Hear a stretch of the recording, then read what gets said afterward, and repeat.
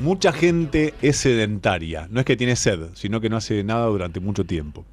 Ser sedentario, más de 10 horas al día, por supuesto que es un riesgo, ¿no? Cardiovascular, más aún. En quienes van todas las semanas al gimnasio, pero están 10 horas sentadas y van al gimnasio, ¿la ecuación está bien? O, bueno, mejor algo que nada. Eh, la doctora Carolina Salvatori, matrícula nacional 97.522, es médica cardióloga y asesora del Consejo de Cardiología Clínica de la Sociedad Argentina de Cardiología. Con ella estoy en contacto para hablar de este tema. Doctora, ¿cómo le va? Sebastián Chapiro la saluda aquí en Duplex, en LU2 de Bahía Blanca. Gracias por atenderme. ¿Cómo estás, Sebastián? Mucho gusto y saludos para la audiencia y gracias por convocarme para este tema que por ahí no es tan simpático, ¿no? Bueno, pero Porque es un tema que hay que tratar, porque realmente cuando se trata de una afección de las más de la causa más grande, que son las muertes vasculares de muerte, me parece que ampliar el espectro es fundamental. Cuando uno dice ser sedentario 10 horas, estamos hablando de una persona que llega a su lugar de trabajo o lo que fuere y está, por ejemplo, con mínimos movimientos sentado desde las 8 de la mañana hasta las 6 de la tarde y después arranca una actividad. ¿Eso también tiene riesgo? Exactamente. Hay un estudio, o sea, primero partamos de lo siguiente. Riesgo tiene cualquier persona que no va al gimnasio, que no se mueve, y obviamente el hecho de hacer gimnasia 2 horas por día o ir al gimnasio sirve, obviamente, pero se vio en un estudio recientemente publicado en una revista de cardiología muy importante que se llama JACC, con casi 90.000 pacientes, que aquellas personas que iban al gimnasio 2 horas por día, pero el resto del día pasaban promedio 10 horas sedentarios, por ejemplo, sentados frente a la computadora o trabajando sin moverse, tenían aumentado su riesgo cardiovascular. Entonces, esta premisa de cuando vos venís al consultorio y yo te pregunto, por ejemplo, ¿hacés deporte? Sí, doctora, todos los días 2 horas. Bueno, mi siguiente pregunta es, ¿qué haces el resto de las horas? Y pasa mucho que la mayor parte te dice, estoy sentado al frente de la computadora. Y eso confiere mayor riesgo para padecer enfermedades cardiovasculares. ¿Y cuál es el estadio ideal entre muchas horas de trabajo, independientemente de la carga horaria o de la rutina de gimnasio o de deporte que se haga, si es menester cortar media hora y salir a caminar 30 minutos y regresar para trabajar? Eso sería lo ideal, ¿no? Es lo que nosotros llamamos pausas activas.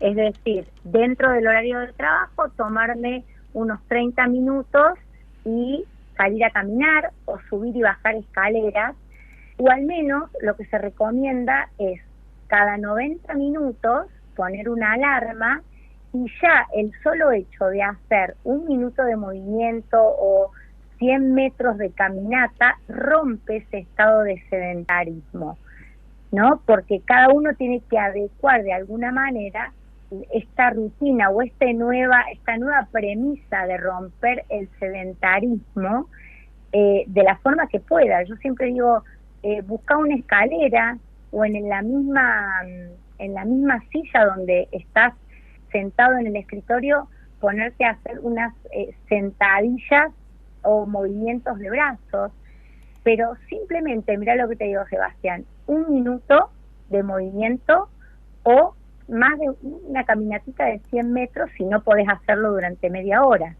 Eso ya rompe esas horas de sedentarismo que hoy sabemos que confieren más riesgo cardiovascular. ¿Le podemos contar a la gente, con este ejemplo que has dado, Carolina, qué le pasa al organismo cuando está en un estado de sedentarismo y cuando tiene estas pausas activas de movimiento? ¿Cómo es la diferencia en activación y por qué mejora los riesgos o disminuye los riesgos? Bueno, a ver, nosotros sabemos que el ejercicio tiene un montón de ventajas y el movimiento desde desde bajar el estrés, mejorar la circulación, bajar los niveles de presión arterial, o sea, un montón de beneficios que ayudan a nuestro sistema cardiovascular a estar más saludable.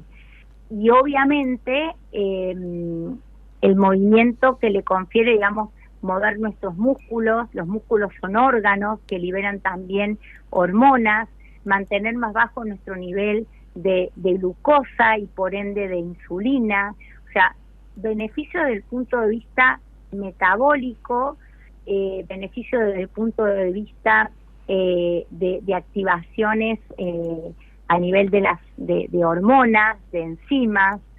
Obviamente por ahí no vas a desarrollar o a trabajar tu masa muscular, es más bien un ejercicio de tipo un ejercicio de tipo de movimiento, más bien de tipo cardiovascular, ¿no? Uh-huh. Pero confiere un montón de beneficios.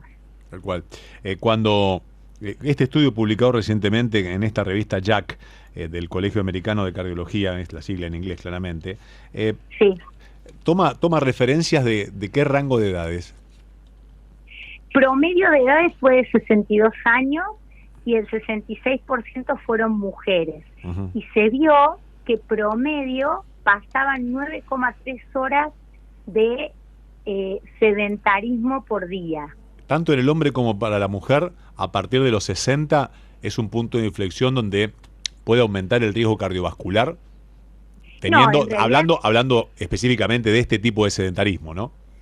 No, a ver, obviamente que el riesgo cardiovascular en la mujer obviamente aumenta en la etapa de la perimenopausia y la menopausia y en algunas otras mujeres que han tenido hipertensión en el embarazo, diabetes y otra serie de enfermedades cardiovasculares, y en el hombre 40, 45 años, el riesgo es el mismo en realidad.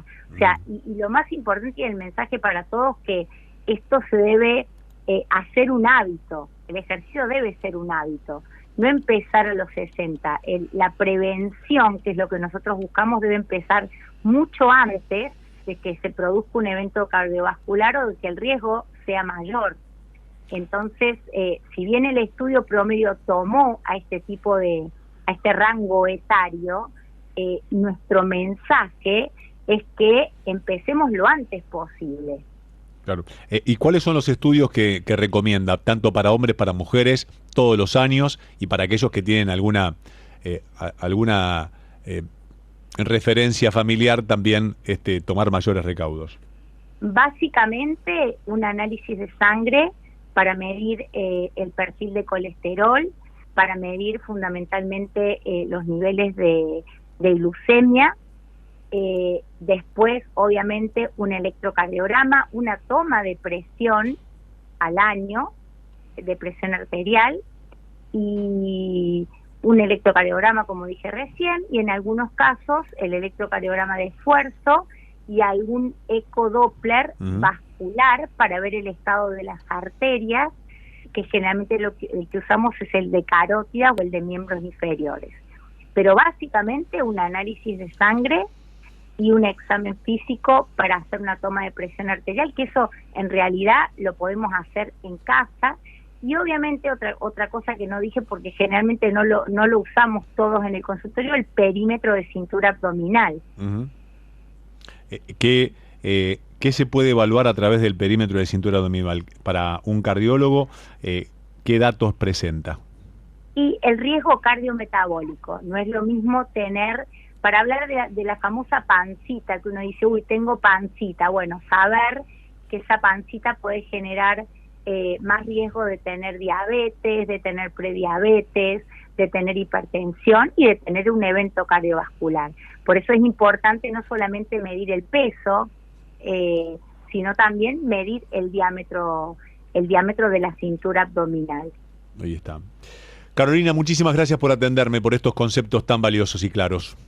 No, por favor, Sebastián, un placer y gracias por difundir esto. Yo lo que les digo a los pacientes, no se frustren, porque obviamente antes uno pensaba que haciendo 1 hora de gimnasio todos los días estaba protegido, sigue estando protegido, pero lo que tenemos que evitar son esas 10 horas en donde estamos sentados frente a una máquina trabajando, porque eso también aumenta nuestro riesgo cardiovascular, aumenta la tensión, el estrés. Entonces nada, el concepto es moverse. Ahí está. Así que bueno, nada, que empecemos aunque sea a generar el hábito. Doctora, gracias por atenderme. No, por favor, Sebastián, un placer. Un placer. La doctora Carolina Salvatori, matrícula nacional 97.522, es médica cardióloga y asesora del Consejo de Cardiología Clínica de la Sociedad Argentina de Cardiología.